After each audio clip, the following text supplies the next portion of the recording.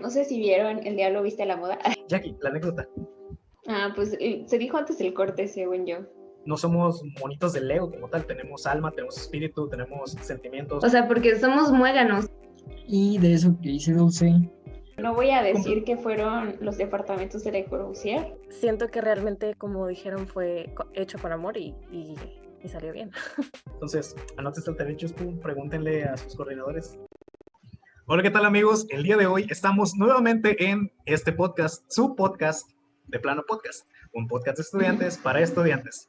El día de hoy traemos un tema que de alguna u otra manera a todos nos ha tocado vivir, ya sea porque, bueno, lo experimentamos de primera mano, porque nos ha tocado visitar a algún pariente, abuelito, tío, primo, porque nos ha tocado ir a hacer tarea de la escuela a casa de algún amigo, o simplemente cuando vas en el camión o en cualquier otro transporte, volteas hacia la izquierda y alcanzas a ver esas torres de edificios o esos conjuntos habitacionales en los cuales, pues, la vida sucede. ¿Cuál es el tema de hoy? Arquitectura popular. Para empezar, vamos a presentar al team que tenemos el día de hoy. Y comenzamos con Jackie. Hola a todos y a todos los que nos están escuchando también.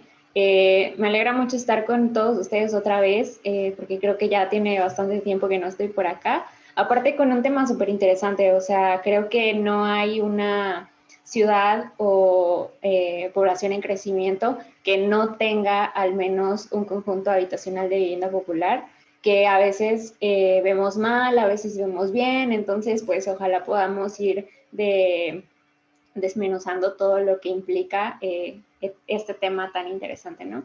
Y pues ya saben, yo soy Jackie, estoy en Jalapa, pero nos vamos hasta Querétaro con Ilse.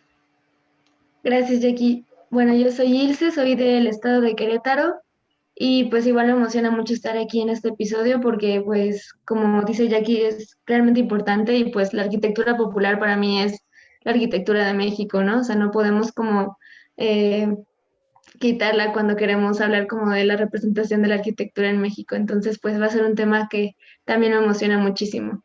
Y bueno, nos vamos hasta Michoacán con Pepe. hola a todos, buenas noches. Yo soy Pepe de Pátzcuaro, Michoacán.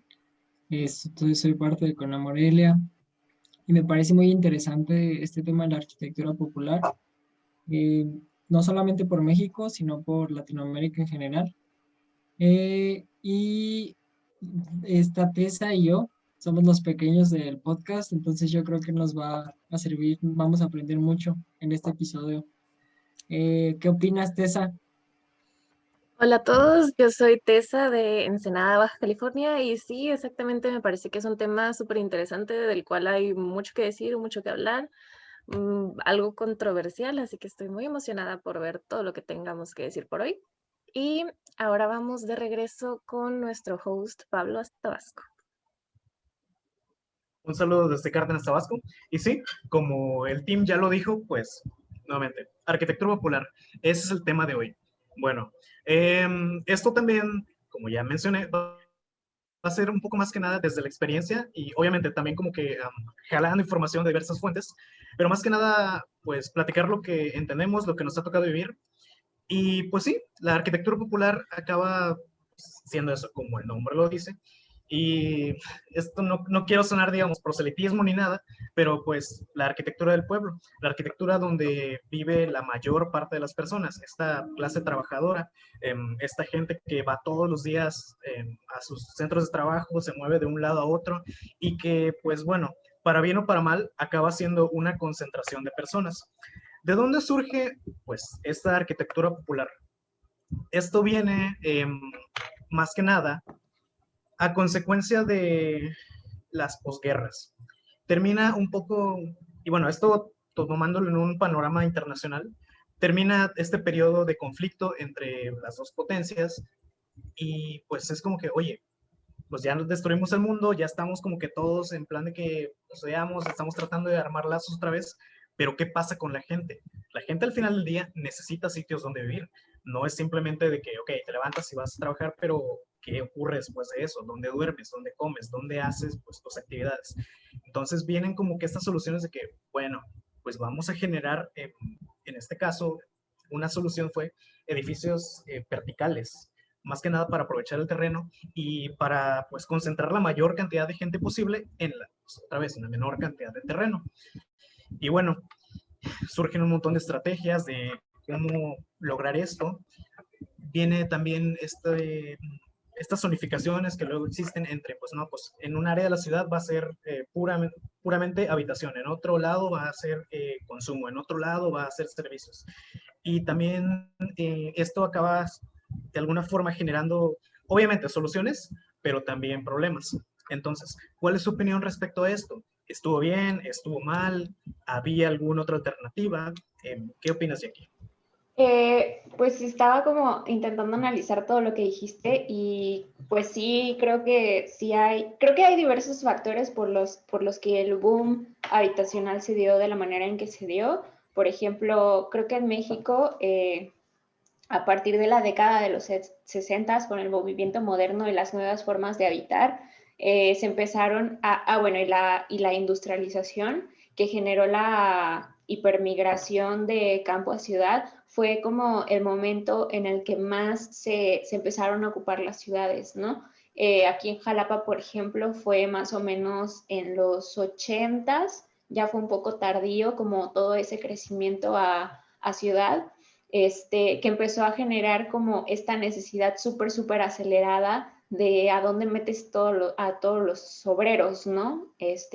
A la clase trabajadora. Entonces, en ese momento tal vez era una buena solución porque pues había muchísimo territorio horizontal que empezó a ocupar viviendas de condominio, viviendas de interés social, fraccionamientos, etcétera, etcétera, pero tal vez como que, bueno, no, tampoco tenían por qué, ¿no? Prever tan a largo plazo qué iba a pasar con todos esos nuevos desarrollos, ¿no? En algunas ciudades, por ejemplo, aquí se empezaron a formar las manchas urbanas como trazas de archipiélago, en donde hay un desarrollo habitacional que está lejos de la urbanización y de la mancha urbana principal, que pues desencarrila un montón de problemas, o sea, sí, al final sí está solucionando el problema de la habitación, pero desencarrila un montón de cosas como condicionar el uso del automóvil, estar lejos de centros de trabajo, de centros de servicios y todas estas cosas. Entonces, tal vez, pues, soluciona unas cosas, como dices, y provocó otras muy feas. Y creo que en este momento, este tipo de desarrollos pues están causando muchísimos problemas porque además muchas están abandonadas. O sea, hace unos meses veía gráficas de porcentajes del Infonavit y muchísima vivienda social se quedó abandonada porque al final no cumplía con las necesidades reales de la gente. O sea, eran una solución a muy corto plazo que al final quedó chica. Entonces sí, creo que estamos en excelente momento de cuestionarnos qué está pasando con todo eso y qué vamos a hacer para solucionarlo, porque pues ya no hay espacio horizontal. Además de que o sea, tal vez ese método, como decían, como de expansión, tal vez servía, ¿no? Concentras a cierta cantidad de gente como en un núcleo, pero ya sea vertical o horizontal, tal vez eso sí funcionaba en los 60, llegó a funcionar, no sé, al final del siglo tal vez, pero pues ahorita yo creo que el tema de la vivienda sí es un tema que debe de estar en constante actualización, porque obviamente si tú cambias la forma en que haces la ciudad, vas a cambiar la forma en que haces vivienda, ¿no? Porque pues la gente se va a desarrollar de manera diferente. Y pues sí, obviamente tiene que ver con la intervención del automóvil, cómo se empezaron a hacer también las vialidades. Y pues algo que dijiste, Pablo, sí rescato que es como la importancia de la zonificación, ¿no? Tal vez en ese momento cuando se empezaron a generar los grandes grupos como de viviendas, funcionaba hacerlo tal vez como por núcleos, pero yo siempre estoy, bueno, siempre he dicho que no hay mejor forma de generar ciudad y pues zonificar que esté todo mezclado, ¿no? O sea, usos mixtos. Entonces, tal vez lo único que yo, o sea, tal vez con este conocimiento que voy adquiriendo y que pues voy conociendo, tal vez si hubiera cuestionado incluso en ese momento que se estaba diseñando vivienda, cómo zonificabas, ¿no? Porque tenemos bien metido el método de zonificar por habitar, trabajar, esparcimiento y ya, ¿no? Y transporte. pero yo creo que desde el principio sí me atrevo a decir que ese sí fue un pequeño gran error de cómo zonificaron las viviendas. Entonces, pues yo creo que sí importa, y también importa el tipo de vivienda y demás, pero pues también cómo la pones en contexto con todo lo que está después, ¿no? O sea, y pues más que nada que pues, o sea, conocemos cifras de que en México casi toda o sea, hay como grandes manchas de vivienda de interés social y, por ejemplo, aquí en mi ciudad eso está creciendo así exponencialmente, o sea, de verdad que ya donde vayas ya ves así un mar de casas blancas y así en serie, entonces también es algo como muy impactante de ver, entonces sí que realmente es muy triste, pero pues sí, sí es como, pues es algo que con lo que vivimos siempre, ¿no? Aparte en el espacio, o sea, no sé si vieron El Diablo Viste a la Moda, pero en una parte Nigel dice así como de que, no sé qué, la talla 4 ahora es 2 y la 2 ahora es 0, ¿no? Ujú. Y así está pasando con la vivienda de interés social, o sea, hace unos días hice una casa supuestamente residencial que era en un terreno de 7 por 15 y ese 7 por 15 hace unos años era el interés social, o sea, y al final el interés social lo dividieron, lo dividieron, lo dividieron y ahora son casas súper, súper diminutas. Eso, o Entonces, sea, la clase media ya no es la clase media, ¿no? O sea, exacto. ya, sí, sí. Y la interés social Justa- ahora es inhumano. exacto, justamente eso que mencionabas, a mí sinceramente me da miedo, porque me deja pensando, bueno, la generación, digamos, de nuestros padres, pues sí, tuvo como que esta oportunidad incluso a lo mejor de conseguir un terreno, hacer su propia casa, a lo mejor hubo quien, bueno, compró una casa Infonavit y pues ahí pasó toda su vida, pero nuestra generación ya están pasando cosas que sí son medio turbias, porque justamente lo que dijo Jackie, va haciéndose más chiquito. Son un montón de factores, obviamente, pero por Dios, somos seres humanos, necesitamos aire, necesitamos zonas verdes, correr, estar en contacto, digamos, con la naturaleza. A lo mejor no el tipo de que, bajo la lluvia, tal vez así full no, pero sí necesitamos naturaleza. Y creo que, ya, voy a tocar otra vez temas que en cierta forma ya se han tocado, pero creo que este periodo de encierro dejó bastante claro que sí o sí necesitamos espacio y no simplemente un cuadrito. Eso técnicamente cuenta como espacio, pero no, o sea, espacio habitable, espacio con el cual tú te sientas bien, que te puedas desarrollar como ser humano. Entonces, creo que esto sí es algo que debe de considerarse. Y sobre todo en el momento de que, bueno, a nosotros como arquitectos, como creadores, como, digamos, forjadores del espacio, tenemos que sentarnos un rato a pensar, ok, me están pidiendo esto, es lo que me están entregando, digamos, requerimientos, pero de veras la gente va a vivir bien aquí.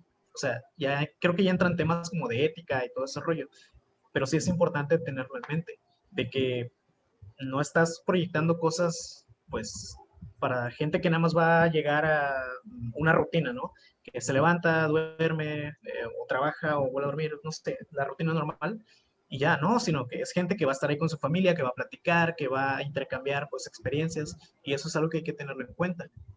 Además, o sea, bueno, de hacer bueno, las viviendas de interés social que conocemos, ¿no? Así como que pensamos luego, luego, si escuchamos esa palabra, pues como también no tienen ni siquiera oportunidad de expansión, ¿no? Porque también como que ni se ha estudiado cómo es la dinámica de la familia, al menos mexicana, ¿no? O sea, porque somos muéganos, o sea, es como, tal vez eso está cambiando con el tiempo, sí, pero bueno, vamos, o sea, eso sí es como de, obviamente vas a tener visitas, la cocina es uno de los espacios más importantes, o sea, en el sentido de que es un espacio de reunión aquí en México, entonces como que o sea, el hecho de que sea una cosita de nada, así de, no sé, 3 por 3 o menos, o sea, una cocina, pues es como, realmente, ¿quién está haciendo la vivienda, no? O sea, entonces, ¿de quién está en manos? Porque seguramente se ve que no es alguien que vive en esas condiciones, ¿no? O sea, como que sí también cuestionar y en ciertamente como, o sea, ciertamente como también exigir que se hagan las cosas bien, ¿no? Y si digo cosas bien en el sentido de que pues se habiten bien y que se consideren los buenos metros cuadrados que se requieren y pues si, o sea, es que también es como de, ¿por qué hay tanta casa abandonada? Entonces, ¿qué te está diciendo todo esto? Que tu sistema de vivienda no esté funcionando. Y ahí entra también algo muy importante que yo considero que es la dignidad de las personas que van a estar habitando en ese espacio, porque a lo mejor si tienen un techo, si tienen unas paredes, pero en realidad esos espacios son adecuados para llevar una vida relativamente bien. Y eso puede pasar hasta, no sé, en grandes ciudades, por ejemplo en Nueva York, que rentas un departamento carísimo, pero tienes 12 metros cuadrados, 20 metros cuadrados, y entra eso de la dignidad. De hecho, estaba viendo que desde 1985 se celebra cada año el Día Mundial del Hábitat, precisamente tratando de hacer como referencia a esto, de que las personas tengan acceso a una vivienda digna. Y considero que también sería como importante que habláramos un poco de este punto. Lo que pasa es, bueno, al menos yo pienso que se pensó como tan general en solucionar el problema este de tengo muchas personas y necesito darles una casa, que no se pensó como en las necesidades individuales o como decía Ilse, en la dinámica familiar de cada familia. O sea, simplemente dijeron, pues le vamos a dar un espacio a cada quien y que se las arreglen como puedan, básicamente. Justamente eso que dices, me acuerdo bien que un maestro nos contó una anécdota. Él estuvo, bueno, no estuvo ahí, pero pues otro maestro suyo, y nos estamos yendo tipo de los 50 más o menos, que les platicó la anécdota, de que en estos conjuntos habitacionales que luego empezaron a aparecer en la Ciudad de México, pues llegaba la gente y, pues, no sé, estas torres de edificios que tú las ves y, no inventes, ya todo el mundo sabe, o sea, en cuanto te dicen torre de edificios, pues ya ubicas cuál, ¿no? Bueno, resulta que llegaba la gente del campo buscando nuevas oportunidades, como que mejores servicios para elevar su calidad de vida. Llegaban con sus gallinas, llegaban con sus cabras, con sus borreguitos, y la gente de los edificios, como, o sea, los administradores como de, ok. Y no sabían para qué eran los baños, ¿no?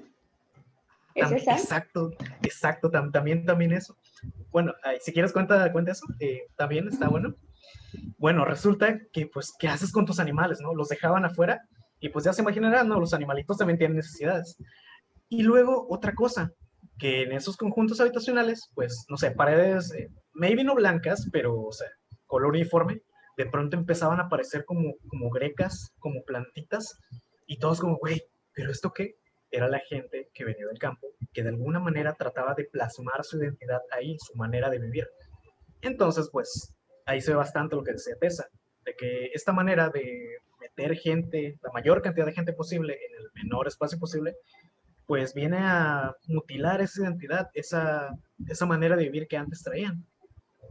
Hay que considerar eso, porque no puedes hacerle eso a las personas. No somos monitos de Lego como tal, tenemos alma, tenemos espíritu, tenemos sentimientos, cosas que nos hacen ser nosotros. Entonces sí es algo que hay que considerar. Jackie, la anécdota. Pues nada, o sea, según yo era la misma, ¿no? Pues a Que ver, no voy a decir que fueron los departamentos de Le Corbusier, pero sí. Y es caray. que abastecían, creo, a una población mayormente rural y pues tan alejado de sus necesidades estaba que no sabían cómo se usaban los baños que nosotros conocemos, ¿no? Entonces terminaron usándolos para mil cosas, pero pues menos para lo que se suponía que eran. Entonces pues ya desde ahí hablamos de la deshumanización y porque aparte yo siento que la resolución de un problema arquitectónico urbano que tenga que ver con el hábitat es como en mayor porcentaje empatía, o sea, tienes que empatizar con las necesidades y con la gente, que pues obviamente son cosas que no piensas, bueno, que no piensa el desarrollador, ¿no? Igual por Más ahí que nada, escuché que, o sea, justamente el nombre dice tal cual a que va referente a la vivienda de interés social. O sea, al poner tú la palabra interés, ¿interés para quién? ¿No? O sea, Exacto. hay que como cuestionar, o sea, como que de quién es la vivienda. La vivienda se hace para venderse, no para habitarse.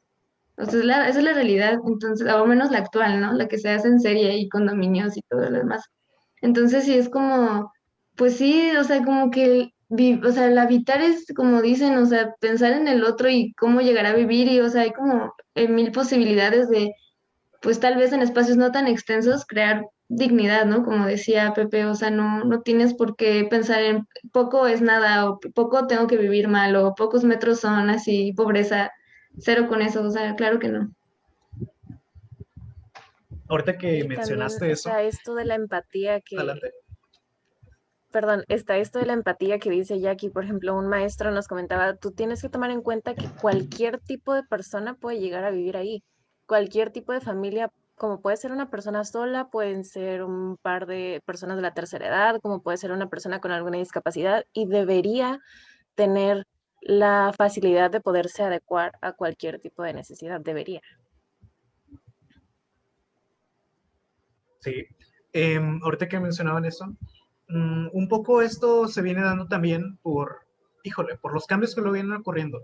También era un aspecto de que había que, digamos, traer gente a las ciudades, sí o sí, porque pues las ciudades están como que en un boom. Entonces, esto hizo que hubieran un montón de, pues, de reformas. em, en términos, digamos, muy simplificados, básicamente el terreno estaba muy barato. La gente que tenía dinero, pues compró terrenos y dijo, güey, aquí está el negocio en mi vida. Entonces empezó como a lotear, empezó a generar estos conjuntos habitacionales. Había agua, quién sabe. Había carretera, quién sabe. Había electricidad, no me interesa. Era cosa de que, güey, casas, pa, pa, pa, pa. Y pues aquí también, pues la gente tiene necesidades. Entonces es como que casas baratas, a 5 minutos de la ciudad. ¿Dónde firmo? Entonces, Ujú. pues sí o sí se iba a vender. El problema, y me quedé pensando mucho en lo que decían de las casas abandonadas, es que pues eso de que, ok, agua, no sé, electricidad, no sé, transporte, no sé, te vendían en teoría una casa cerca de la ciudad, cerca, pero güey, no hay transporte para ir allá. Y tú como trabajador tampoco, digamos, tienes como que esta facilidad de comprar un auto, o a lo mejor un auto bueno. Ahorita pues ya hay motos, ¿no? Pero eso tampoco resuelve el problema, obviamente. A lo que voy, eh, toda esta situación pues acaba haciendo de que llegas a tu casa y es como que, ok, ¿y qué onda? No tengo ni vecinos. Se generan delincuencia y otra clase de problemas. ¿Y cuál es la alternativa? Pues dices, güey, no, yo ni de broma voy a vivir aquí. Entonces acabas, híjole, acaba generándose otro problema. Dices, no, pues mejor me voy a la ciudad. A lo mejor estoy pagando una renta muy alta, pero me asegura que esté, a lo mejor, un poquito más cerca de mi trabajo, un poco más cerca de los servicios. Acaba generando otra cantidad enorme de problemas. Pero, pues, es como que, no sé, prefiero no estar mal acá y estar un poquito mal acá. Entonces sí está como muy canijo ese asunto.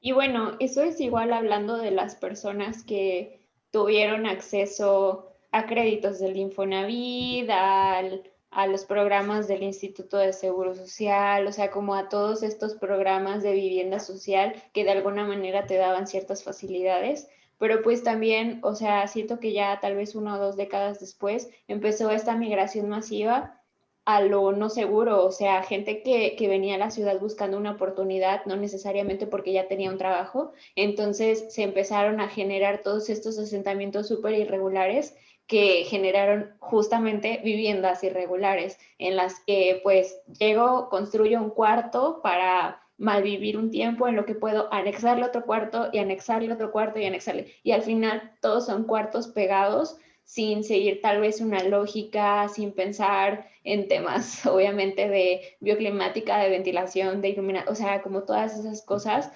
porque pues al final se trata de solucionar problemas a súper corto plazo, ¿no? O sea, en este momento tal vez tuve un hijo y lo que necesito es otro cuarto, ¿no? No necesito ponerme a buscar qué casa es la mejor y la más bonita, porque aparte no tengo el dinero, ¿no? Entonces también se genera como todo este problema y el fenómeno tan bonito que tenemos de la arquitectura ecléctica, pero no sé, o sea, creo que lo malvemos porque pues al final sí es una irregularidad y sí tal vez no debería estar pasando, pero pues por algo Aravena ganó el Pritzker, o sea, por mantener ese folclore de la vivienda ecléctica y de glorificar la autoconstrucción, porque al final hablaba un poco de empatía y de diversidad arquitectónica. Entonces, creo que es muy fácil o con muy poco se puede hacer mucho, pero pues no hay manera de ordenar todo eso, sería muy complicado. Y fíjate que como que hay como un concepto, yo diría un poco erróneo sobre la vivienda irregular y los asentamientos irregulares, porque se cree que el asentamiento irregular es o sea, pequeño, de clase baja, y Exacto. no necesariamente. De hecho, o sea, como que se ha visto cuando se analiza el territorio, luego hay asentamientos irregulares que se la llevan con las viviendas residenciales, o sea, son terrenotes que pues obviamente la gente dijo, ah, pues me agarro todo este cuadro, pues para mi sembradío, para expanderme, o sea, no son asentamientos que digas hay casitas, o sea, son luego terrenos grandes y no necesariamente de gente, pues que no, o sea, que tiene dificultades, ¿no? Para generar ingresos, o sea, eso sí, no es sinónimo uno de otro, pero pues sí también yo también siento que pues va de la mano con la arquitectura 100% popular, o sea, hecha de la gente, por la gente. Entonces yo también siento que este es un área como, pues, no sé, un área de oportunidad en la que más bien debemos como de aprovecharla, ¿no? O sea, porque erradicarla no se va a poder, o sea, no puedes controlar que la gente llegue a tu casa y más si la construyes de cierta manera que no le sirve. Entonces es más bien como sacarle, darle la vuelta y decir, bueno, o sea, este fenómeno está pasando, ¿qué vamos a hacer para que se haga? No quiero decir bien porque pues también no somos como quien para decir cómo se hace todo, pero pues tal vez con esta como, no sé, como este conocimiento técnico de que pues tal vez, o sea, si no se puede evitar que se pueda aportar, ¿no? Más bien.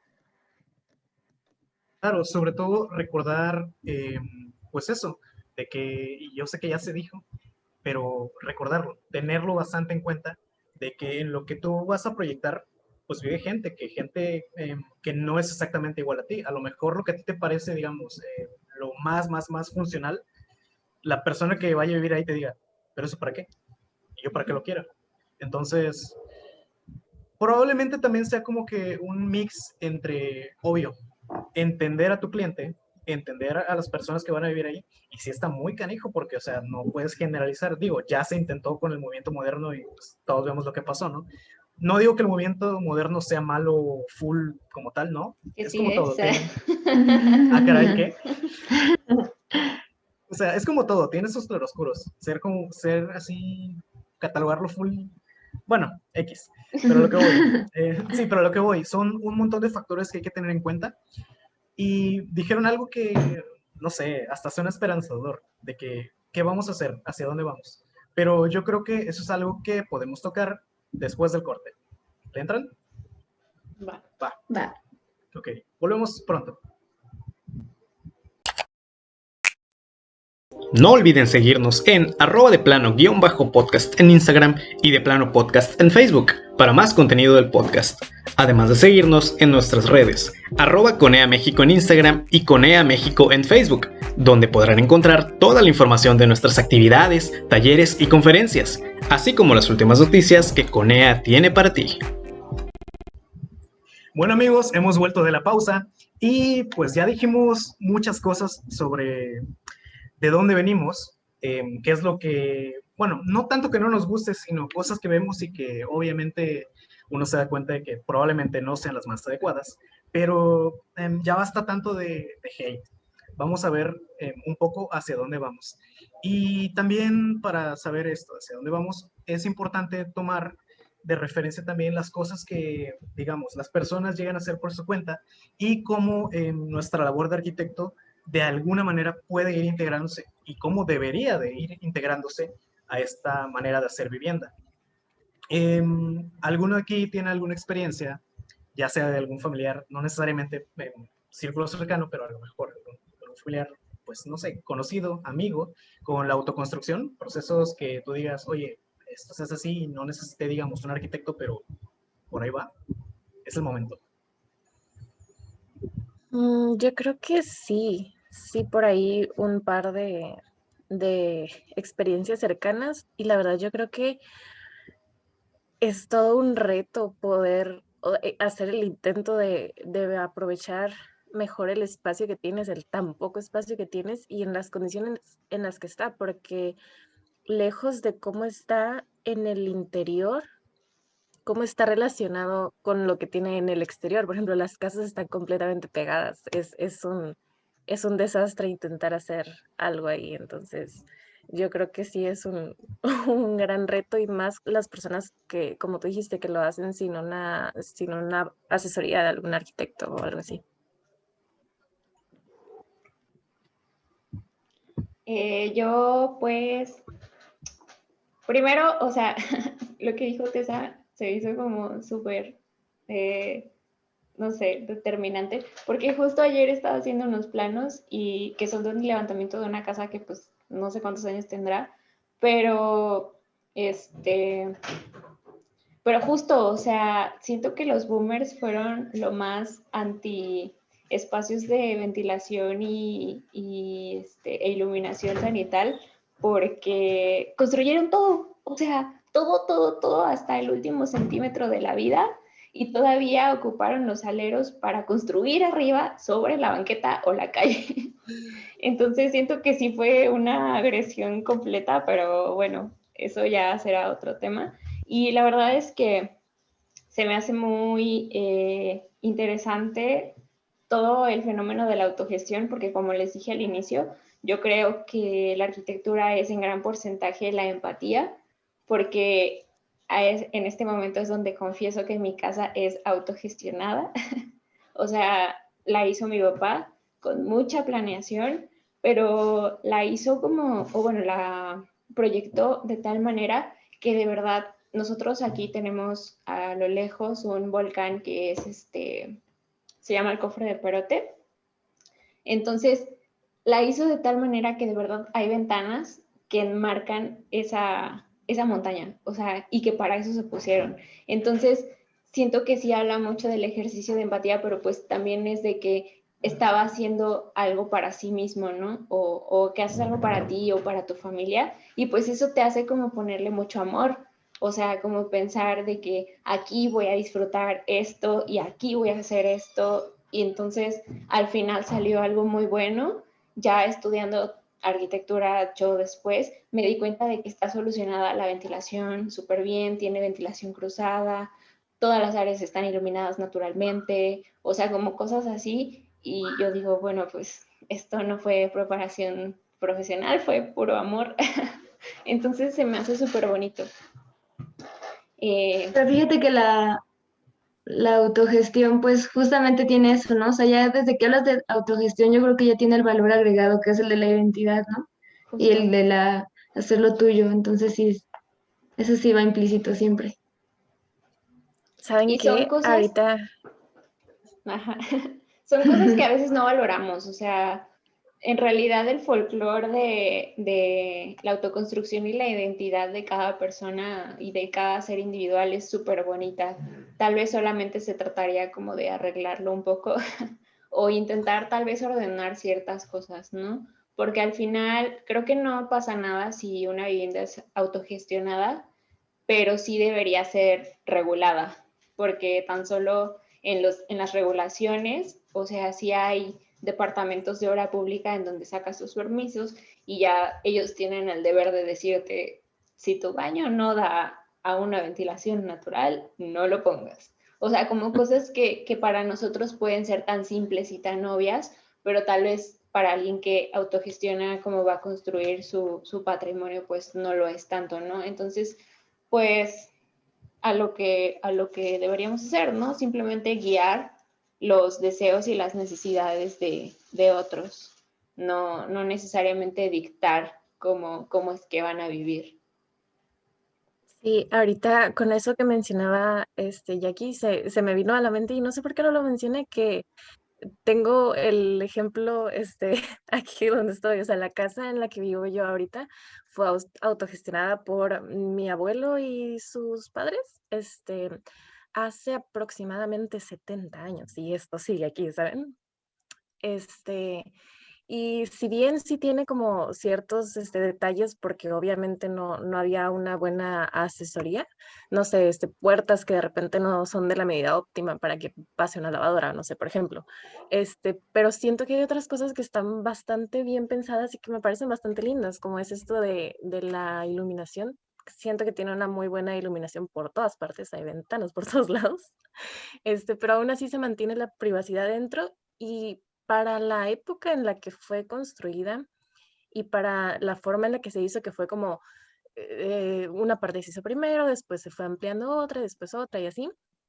Por ejemplo, la sala tiene una doble altura impresionante que se mira muy bonita. Entonces, siento que realmente, como dijeron, fue hecho con amor y salió bien. Bueno, relativamente. Obviamente hay detalles, pero... ujú. Qué buena manera de vender una casa. Excelente. Ahí cuando necesiten. Dijeron algo que está muy sensacional y creo que, no sé, a mí al menos sí me deja pensando. Una palabra, amor. Acordarte de que al final del día, pues una vivienda, bueno, en la mayoría de los casos, no es algo que tú vayas a estar como que, ok, me compro esta casa y la voy a vivir, pues los miércoles, el jueves me voy a otra. No, sino que es un lugar en el que vas a, újole, pasar un montón de tiempo ahí. Pues es que es tu patrimonio. Exacto, exactamente, es tu patrimonio. Y bueno, el ejemplo de Tessa, híjole, dice mucho, 70 años y pues ya llevan ahí, ¿qué? 3 generaciones, ¿no? Entonces, uf, toda una vida. Así que creo que son casos de éxito en los cuales la autogestión, la autoconstrucción, pues acaba terminando bastante bien. Em, y siento que es algo que nosotros como arquitectos deberíamos de voltear a ver también, que no es tanto, híjole, y esto es medio conflictivo, sinceramente, porque la respuesta obvia, y es algo que incluso si tú llegas a investigar sobre labor de arquitecto, y la neta, sí es, me causa conflicto, porque te dice que tú como arquitecto vas a construir para un sector muy pequeño de la población, gente que de alguna forma puede pagar tus servicios. Toda la vida ha sido así, obviamente. Con toda la vida no me refiero nada más a, no sé, una generación atrás de nosotros, sino, ¡fum! Entonces, creo que deberíamos, como arquitectos, pensar en las personas que a lo mejor, pues no tienen como que, digamos, esta solvencia económica, pero también, a ver, recordar que están ahí, que existen y que nuestra labor, a final de cuentas, pues es proporcionarle al hombre una morada, un lugar donde pueda vivir de manera pues, salubre, que pueda vivir ahí sus sueños. A lo mejor sí es mucho idealismo, pero a mí me gusta verlo así. Entonces, ¿a dónde voy con todo esto? Últimamente también están como que surgiendo, esta idea no está como que nada más aislada, sino que está llegando a muchos lugares. Y precisamente algo que me recordó fue que hace tiempo salió un manual de la SEDATU donde vienen, digamos, instrucciones. Ojo, y es importante aclararlo. Estas instrucciones, recomendaciones, no sustituyen la labor de un arquitecto, porque pues, híjole, es demasiado lo que se tiene que hacer. Pero sí son recomendaciones importantes, tipo que dependiendo de la zona donde vivas, vamos a llamar, bueno, acá en el sur, zona cálido húmeda, pues obviamente no puedes como que colocar ventanas al sur porque esto va a incidir de manera negativa en cuanto al calor. Acá lo que buscamos es ventilación, es estar fresco. Entonces, recomendaciones como esas son las que vienen en ese manual y está muy padre porque, bueno, como ya dije, dependiendo de la zona, son las recomendaciones que te da. Porque, ojo, y este es un problema de la vivienda social, de que se produce una casa y se vuelve a hacer, no sé, 1000, 2000, 3000 veces y es un mar de casitas blancas, como mencionábamos hace ratos, y no debería ser así. Para empezar, cada casa cuenta una historia, de alguna manera. Cada habitación, así a esa escala, cada habitación pues representa la personalidad de aquel que lo habita. Entonces, más o menos, creo que estos manuales que están surgiendo son un buen primer paso, a final de cuentas. Sí, Yo creo porque que algo que yo la, quiero rescatar es que, o sea, decían que la vivienda autogestionada, o sea, pues sí es hecha con amor, pero también, o sea, las personas sí tienen ya de base un criterio arquitectónico, o sea, realmente lo que decían, o sea, quieres hacer remates visuales y no necesariamente tienes que ser arquitecto para saber qué quieres tal vista, ¿no? En tu cuarto o qué tal orientación, o sea, también como que creo que se ha desvalorizado un poquito que la gente sin un arquitecto no puede, y eso creo que sí no debería de ser, o sea, yo creo que más bien es como dice, ¿no? Como que, pues justamente tal vez sí se necesita un acompañamiento, ¿no? En la producción de la vivienda, pero no necesariamente que no, o sea, estás ahí porque no saben. Pero bueno, Pepe, tú ibas a decir algo. que yo le eh, va todo esto de la mano, que tiene sus pros y sus contras. Yo les puedo dar el ejemplo que con mi familia hace un tiempo. Construimos una casa, pero la hicimos por cuenta propia, o sea, sin tener un arquitecto. O sea, tuvimos una constructora, pero no tenía arquitecto. Entonces, por ejemplo, hay muchas cosas que sí quedaron tal cual le gusta a mi familia, en especial a mi mamá, porque literalmente mi mamá, pues, así, como que trató de incorporar las cosas que a ella siempre le hubiera gustado tener en una casa.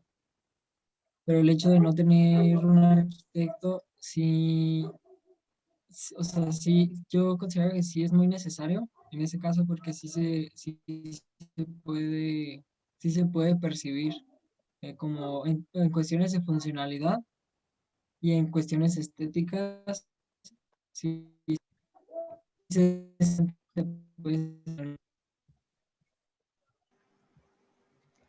Justo esa anécdota me recuerda hay una anécdota que ya me voy a robar. Creo que es de Lucio Bunian, que, pues bueno, es un arquitecto y este arquitecto tenía su trabajador y y ya, ¿no? O sea, así como sus casas, etcétera. Entonces, en un momento, bueno, el trabajador le dice, Arqui, yo voy a ahorrar porque yo quiero que usted me haga mi casa, ¿no? Y así, y pensándolo bien, o sea, como recapitulando un poco, las personas o bueno, los arquitectos que hacen obra, al final no muestran la identidad del habitante. Tal vez toman en cuenta las necesidades del habitante, obviamente, pero al final la identidad que muestran es la del arquitecto. O sea, al punto de que ves obras y dices, este es un arquitecto tal, ¿no? Este es un arquitecto tal. Entonces, de alguna manera sí se pierde un poquito como esta identidad personal o individual. Y bueno, este arquitecto al final ya le dice, ¿sabe qué? Ya tengo el dinero, ya tengo el terreno, usted me va a hacer mi casa, chido, ¿no? Y ya el arquitecto lo hace, y el trabajador, pues como era constructor, pues la empieza a construir y este arquitecto tenía unos domos como de estrella que para él significaban pues algo chido, ¿no? Y ya cuando llega la obra, el señor ya tenía su domo de estrella y dice, no, pues es que a mí me gusta ponerlo, ¿no? Y, ya, y en el patio también hace una especie como de piso con alguna figura muy folclórica y el arquitecto le dice, ¿y esto qué? Y le dice, no, pues es que en unos años mi hija va a cumplir 15 años y la fiesta va a ser en el patio de la casa, entonces tiene que ser una pista de baile así impresionante, ¿no? Y después ve alguna especie como de nicho y le dice, ¿y esto qué? O sea, esto yo no lo puse. Y dice, pues es que tengo que poner mi virgen, tengo que hacer mi altar. Entonces, como todas estas cosas que, no sé, a mí se me hace una anécdota súper bonita que al final siento que ese debería ser como el punto medio, o sea, de concebir las áreas habitables humanas, en espacio, en comodidad, en todo lo que nosotros como arquitectos estamos preparados para prever. Y en este caso, pues el albañil, el constructor fue el que la impregnó completamente de su identidad, ¿no? Entonces al final salió algo súper bonito y bien construido. Ahorita que mencionaste eso, me acordé híjole, saludos al arquitecto Victorino. El arquitecto Victorino una vez nos dijo, chicos, oigan, hay un libro muy bueno que tienen que leer, se llama Arquitectos de Familia. Denle una leída, chicos, vayan a verlo, porque es importante. Bueno, nos jalamos a leer Arquitectos de Familia y había una anécdota precisamente de una familia que ahí sí ya voy a diferir porque no me acuerdo bien, tiene un montón de rato que lo leí, pero básicamente era alguien que tenía una habitación, entonces, por la disposición en que estaba pues, la cama y las dimensiones de la ventana, no le daba la opción de poder ver un árbol que le encantaba. Entonces, pues estaba como que, no, es que mira, que fíjese que la neta, ese árbol está muy bonito o sea, el cliente estaba contando sus cosas, pero el arquitecto pendiente de que, ok, es como la tercera vez que me menciona el árbol, seguía escuchando y del árbol, y sí, fíjese, Arqui, que la sombra de ese árbol luego florea bien lindo. Entonces, conclusión, el arquitecto dijo, güey, este lo que quiere es ver el árbol. Y el cliente estaba en plan de que, no, pero es que mire, tumbe la ventana, hágala más grande y pues así yo voy a poder ver el árbol y el árbol y el árbol.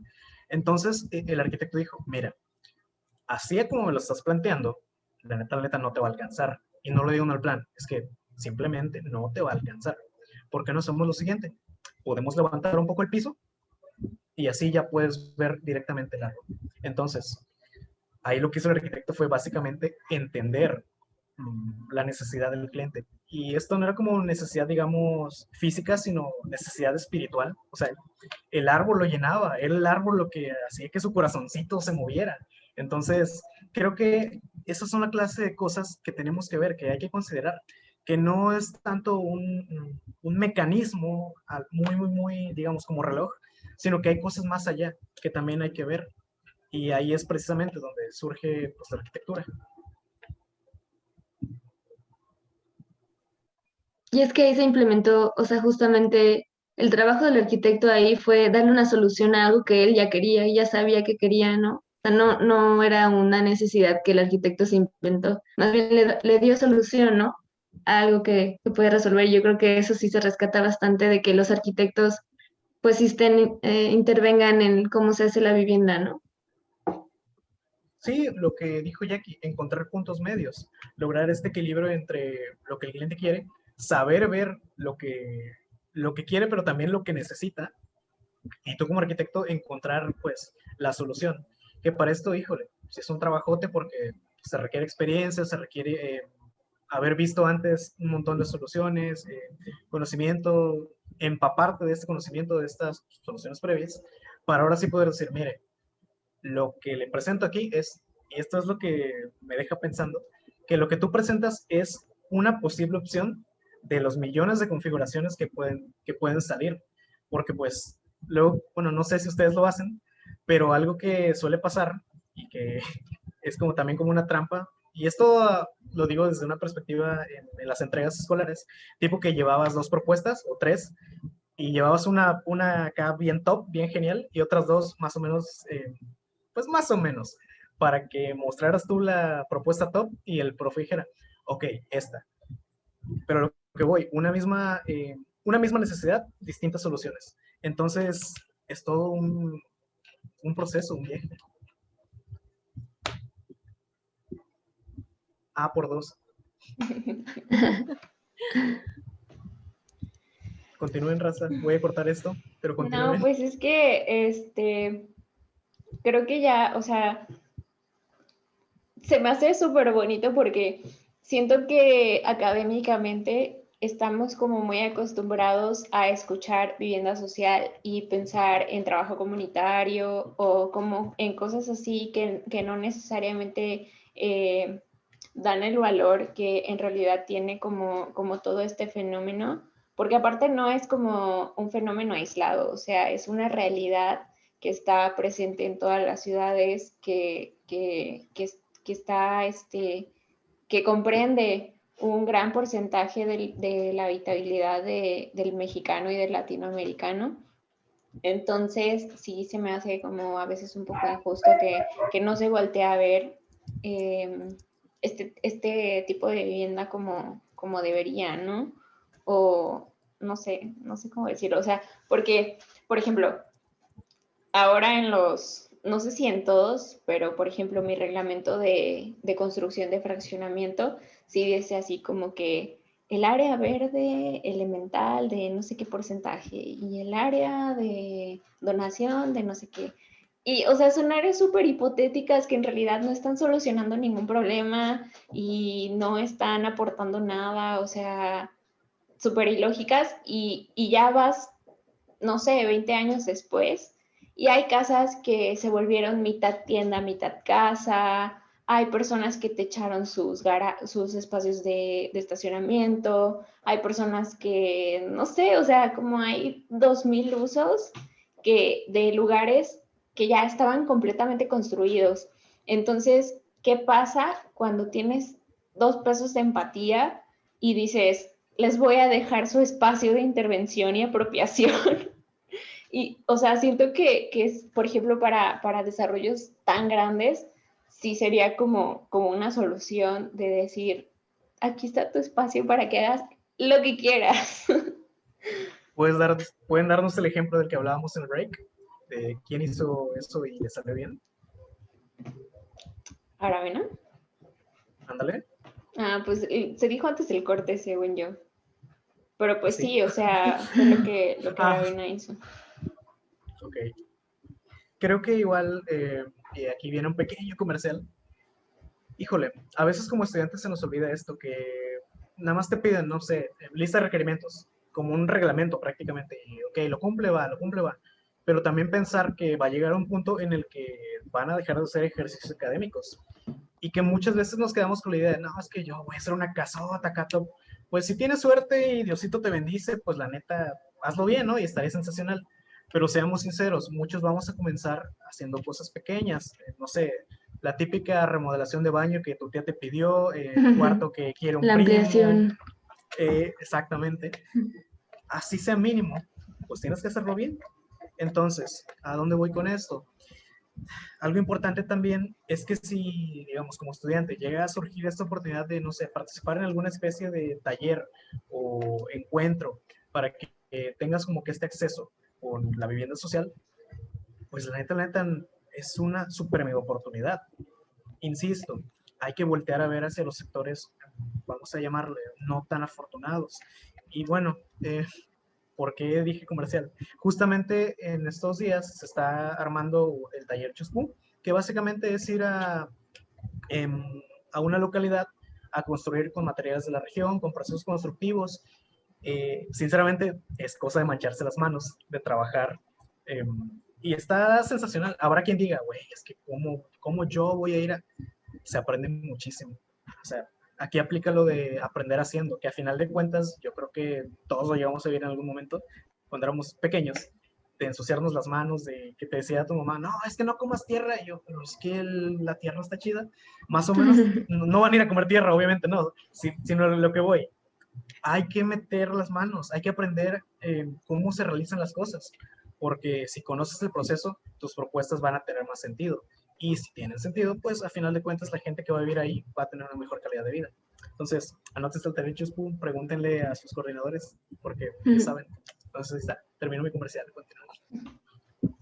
Y pues sí es importante rescatar que justamente en las escuelas no se da como esta importancia a lo que es la producción de vivienda social, ¿no? O sea, como yo nunca tuve clases que tuvieran que ver con la producción social. Y yo creo que sí es algo que, o sea, se debería de ya implementar ya hasta a nivel académico, ¿no? Porque ya es la forma en que también se hace vivienda desde muchos años atrás. Pero como que sí, justamente voltear a ver a lo que está pasando y como romper un poquito el esquema de cómo nos están enseñando a hacer las viviendas, ¿no? Porque el primer proyecto que te ponen en tu taller de diseño es hacer una casa, pero obviamente si empiezas con esta ideología de, pues, ok, una casita, ok, va entre muros y así es el baño y como dicen, ¿no? O sea, el mínimo es el máximo ahora, o sea, de que si en el reglamento dicen tres, así, bueno, mínimo tal, eso es lo que pones, o sea, no hay como esta como, no sé, como este criterio de decir, pues si me dice que la banqueta sea de 90, pues no funciona la banqueta de 90 centímetros, voy a poner una de 1,50 tal vez, ¿no? O sea, como que también este tema de los reglamentos, pues sí, yo aconsejo que como nosotros como, bueno, como estudiantes, pues siempre cuestionemos, ¿no? O sea, que como digo, o sea, nuestro mínimo no sea nuestro... Ese es entonces esa es la medida y ya, ¿no? O sea, como cuestionar para quién va a ser esa medida y si sirve o no. Además, qué gracioso que siendo la realidad con la que más nos topamos, sea que no llevemos preparación para eso que menciona Ilse de a lo mejor vivienda social, ¿no? Porque es a lo que más nos vamos a enfrentar en la vida laboral. Eh, y de eso que dice Dulce, sí estoy muy de acuerdo de tener criterio. Recuerdo en una ocasión, en semestres anteriores que tenía un compañero, estábamos haciendo un proyecto de departamentos y le pedía lo mínimo, creo que un baño, pero era, él estaba proponiendo un departamento para 5 personas. Y yo le decía, es que el hecho de que el reglamento te esté pidiendo eso no significa que tienes que poner a lo mejor nada más un baño, porque imagínate, tú te sentirías cómodo en una casa donde haya tantas personas con nada más un solo baño. Entonces ahí es donde tiene que entrar el criterio y la lógica de decir, a ver, a mí, ¿cómo me sentiría, cómo haría yo que fuera más digno para las personas que van a vivir ahí, considerando pues los aspectos económicos y demás, pero siempre no dejar de lado esta parte. Aparte Yo también, creo o sea, que ya no Yo creo que hablamos de esto. rescatando como todo lo que dijimos, es importante pensar que va a haber gente que va a vivir ahí y que lejos de resolver un problema general debemos como resolver los problemas individualmente y la dinámica que va a tener cada quien, las necesidades que puede tener y que no simplemente sea una solución de necesidades, sino darle toda una experiencia a la persona que va a vivir ahí y una identidad. Exacto, aparte es algo que ya no mencionamos, pero también toda la cuestión de la autogestión y la autoconstrucción va de la mano con ciertas, pues tal vez no son estrategias sustentables, pero sí hablan mucho de cómo se construye en una región. Me acordé ahorita que Pablo mencionó la del taller Chuspu, porque al final se exploran pues ciertas técnicas de construcción que responden mucho a la región. Entonces, lo que responde a la región es lo más sustentable que se puede hacer. O sea, y creo que ya que coincidimos en que la escuela no nos enseña esto, hay 2 concursos que son anuales, que son para estudiantes de arquitectura y que considero que siempre tienen temas muy buenos que realmente invitan a la reflexión y a la empatía. Uno es el concurso de estudiantes del Infonavit, se hace todos los años y siempre trata como un tema social, altamente recomendado, y el otro es el Caer al Loro International Architecture Competition, que también habla, siempre también es un tema social y normalmente es en áreas como sí, ahí sí son áreas como marginadas, pero ya como de todo el mundo y atienden a necesidades de las minorías. Entonces siento que son concursos muy buenos para probar o para ver como toda la gama de necesidades y formas de habitar para, pues simplemente para humanizar nuestra arquitectura y la forma en que proyectamos las cosas. Eso es todo. A mí me asusta que en pleno 2021 todavía no se resuelva el tema de vivienda. O sea, la verdad, a mí sí es algo, una pesadilla para mí. Pero pues justamente es como ya pensar que, pues si no se están haciendo las cosas bien, entonces, o sea, ya vimos como, ya de hecho hablamos de todo esto en el episodio, como los problemas que se ha generado la vivienda de interés y demás. Pero pues sí, o sea, bueno, yo rescato con esto que la vivienda también, o sea, es un tema como que no se puede, no puedes despersonalizarlo.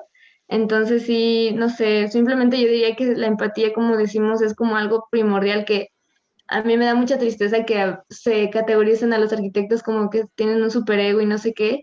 No es cierto, hay arquitectos buenos, yo creo que todos nosotros somos arquitectos considerados. Y pues no sé, o sea, como sí informarnos mucho de lo que está pasando, ¿no? De cómo se está generando vivienda ahorita en el 2021. Claro, sobre todo pensando que, pues, híjole, en el futuro, más que nada, ver más allá, de que sí, hay como que estos ejemplos de las cosas que ya se hicieron, como todo, hay casos de éxito, hay casos de no tan éxito, hay casos de Dios mío, no lo hagas, y creo que hay que aprender muchísimo de eso, de pues, lo que ya se hizo, tomar lo bueno, lo malo, pues, no digamos desecharlo, pero tratar de mejorarlo, porque al final de cuentas, todo es mejorable, todo tiene potencial para cambiar, al final de cuentas. Es solo de verlo desde otra perspectiva. ¿Algún otro comentario para cerrar y terminar?